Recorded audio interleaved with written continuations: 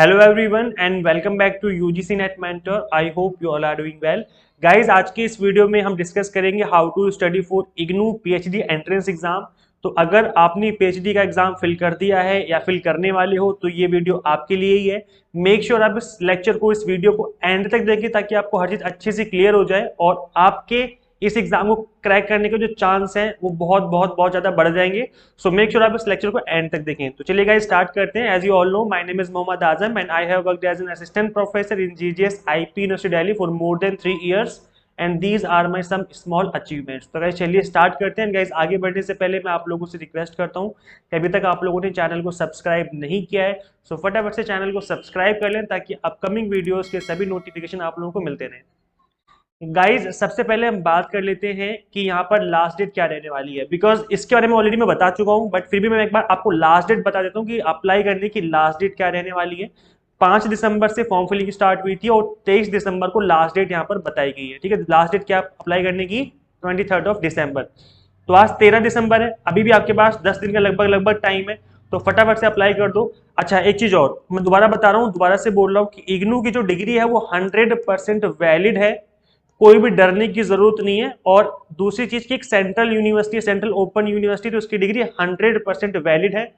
और दूसरी चीज की जो यहाँ पर पीएचडी होती है वो आपकी यहाँ पर रेगुलर करवाई जा रही है। आपको 102 महीने वहां पे रहना पड़ेगा कैंपस में, जो दिल्ली में कैंपस है इनका, वहां रहना पड़ेगा। वैसे ऑन पेपर तो 6 मंथ शो किया जाता है कि 6 महीने का कोर्स वर्क करवाया जाएगा, लेकिन मैं आपको अंदर की बात बता रहा हूँ, ये 102 महीने में निपाट करके आपको घर भेज देंगे कि चलो ठीक है आपका हो गया।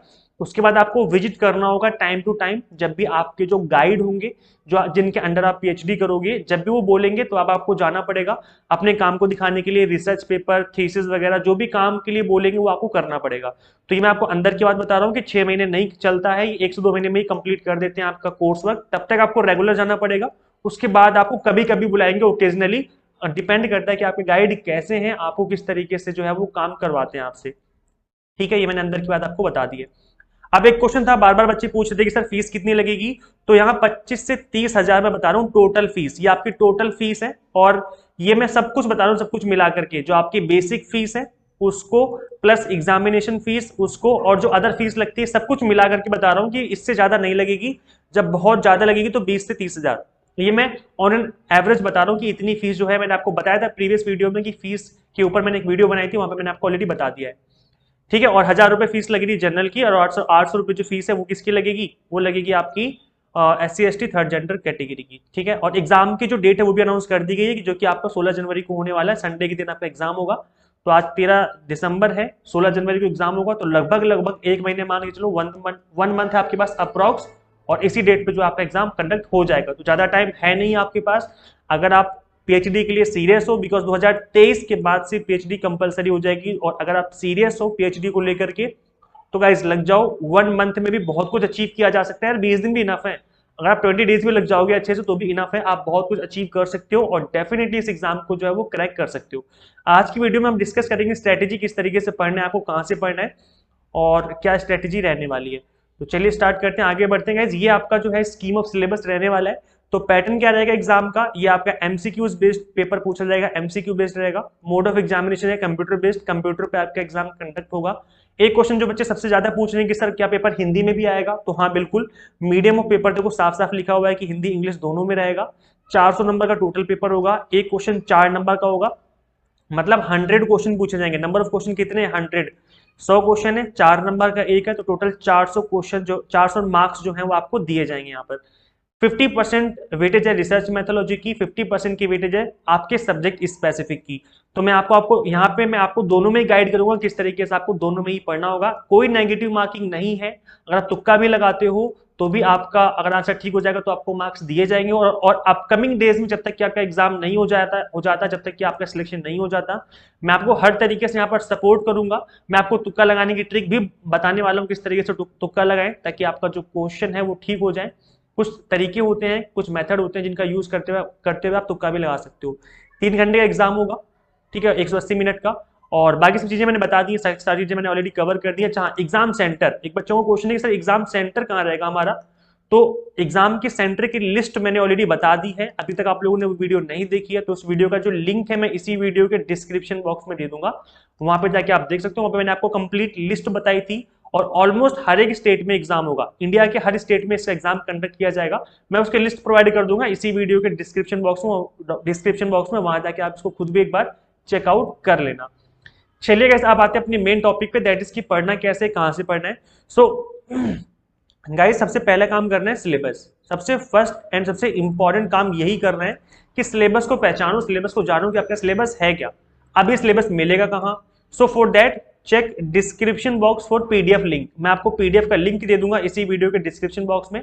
उस लिंक पे क्लिक करोगे तो आपकी पीडीएफ डाउनलोड हो जाएगी और डाउनलोड करने के बाद आप अपने सिलेबस वाले पेज पे जाना, ठीक है। आई थिंक उस पीडीएफ के बीच में सिलेबस मिलेगा, आई थिंक कुछ ऐसे 140 पेजेस की टोटल पीडीएफ रहेगी, जिसमें बीच में जो पेजेस होंगे लगभग 40-50 के लगभग जाओगे आप, तो वहां पे आपको सिलेबस मिल जाएगा।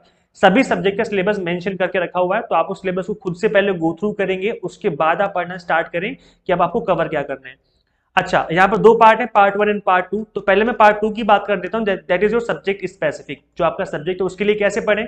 सो revise your graduation and post graduation books. इसी में से आएंगे, ये टॉपिक हैं जो कि आपके पूछे जाएंगे एग्जाम में अकॉर्डिंग टू मेंशन सिलेबस। अब आप बोलोगे इसकी सर ग्रेजुएशन और पोस्ट ग्रेजुएशन की बुक्स तो बहुत सारी हैं, कैसे पढ़े, एक महीने का टाइम में नहीं हो पाएगा। तो आपने पूरी बात नहीं सुनी, मैंने क्या बोला? According to mention syllabus. जो सिलेबस मेंशन है पीडीएफ में, ऑफिशियल पीडीएफ में, ऑफिशियल नोटिफिकेशन में, उसी सिलेबस को कवर करना है। तो सपोज करो आपकी 30 बुक्स थी, टोटल 30 से 40 बुक अगर हैं आपकी पोस्ट ग्रेजुएशन की, ग्रेजुएशन की मिला करके, तो उसमें सारी बुक नहीं पढ़नी आपको, कभी सारी बुक्स पढ़ने बैठ जाओ। आपको उनको ही रिवाइज करना है जिनका कि आपके सिलेबस में गिवन है, जो टॉपिक सिलेबस में गिवन है उनको ही पढ़ना है। तो ऑब्वियस सी बात है, इसको आप टाइम लिमिट में ही कर लोगे कंप्लीट। मेरी मानो तो 20 दिन इनफ होंगे, 20 दिन में आप इजीली इन टॉपिक को कवर कर सकते हो। मैंने सिलेबस गो थ्रू किया है, और आप अगर ग्रेजुएट हो, पोस्ट ग्रेजुएट हो, तो यार ऑब्वियस सी बात है, हमने उन टॉपिक को पहले पढ़ा हुआ है, ठीक है। और पढ़ा हुआ है तो इसका मतलब आपको सिंपली रिवाइज करना है ना, स्टार्टिंग से थोड़ी ना पढ़ना है कि आप स्टार्टिंग से कोई टॉपिक पढ़ रहे हो तो कैसे पढ़े, अभी बहुत कम टाइम बचा है, तो आपको सिंपली रिवाइज करना है। तो आप रिवाइज कर सकते हो मिनिमम टाइम में। नेक्स्ट आपका प्रैक्टिस प्रैक्टिस प्रैक्टिस। जितनी ज्यादा प्रैक्टिस करोगे उतना बेटर होगा आपके एग्जाम के लिए। तो फॉर दैट मैंने एमसीक्यूज की कुछ लिस्ट बनाई है, मैं आपको प्रोवाइड कर दूंगा नेक्स्ट स्लाइड में, मैं इसी की ओर बात करने वाला हूं। तो प्रैक्टिस कीजिए। प्रीवियस ईयर के जो पेपर्स हैं उनको भी आप डाउनलोड कर सकते हो, उसका लिंक भी मैं दे दूंगा इसी वीडियो के डिस्क्रिप्शन बॉक्स में। तो प्रीवियस ईयर के पेपर्स भी आप डाउनलोड कर सकते हो गाइस, उनको एक बार गो थ्रू कर लो कि किस तरीके से क्वेश्चन बन रहे हैं, ताकि आप उस तरीके से अपने प्रिपरेशन जारी रखें। नाउ गाइस हम बात करेंगे यहाँ पर पार्ट 1 की, कि आपको पार्ट 1 कैसे पढ़ना है, that is research methodology part 1। और मैंने पार्ट 2 बता दिया पिछले वाली स्लाइड में कि सब्जेक्ट को किस तरीके से कवर करना है।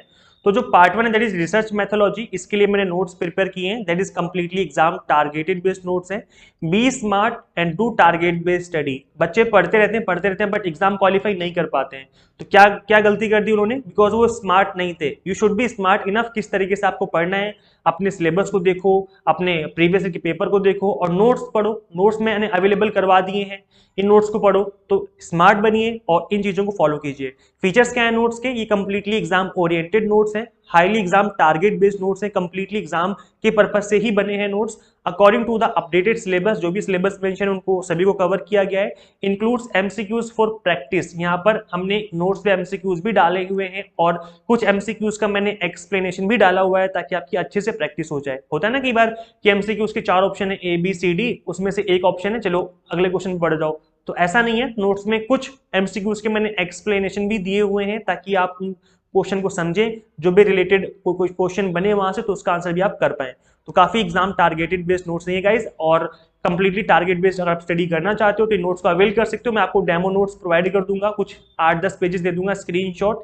हिंदी इंग्लिश दोनों में अवेलेबल है, अगर आप हिंदी मीडियम है इंग्लिश मीडियम है, दोनों ही मीडियम के जो नोट्स हैं वो अवेलेबल है। इस नंबर पे आप व्हाट्सएप कर सकते हो। तो इस नंबर पे अगर व्हाट्सएप करेंगे, कॉल प्रेफरेबल है बिकॉज मुझे लेक्चर्स लेने होते हैं, मेरी ऑनलाइन क्लासेस भी होती हैं, तो मैं कई बार कॉल अटेंड नहीं कर पाता हूँ। तो आप मुझे व्हाट्सएप करेंगे तो डेफिनेटली मैं वहां पे आपको रिप्लाई करके आपकी हेल्प कर दूंगा और डेमो नोट्स भी शेयर कर दूंगा।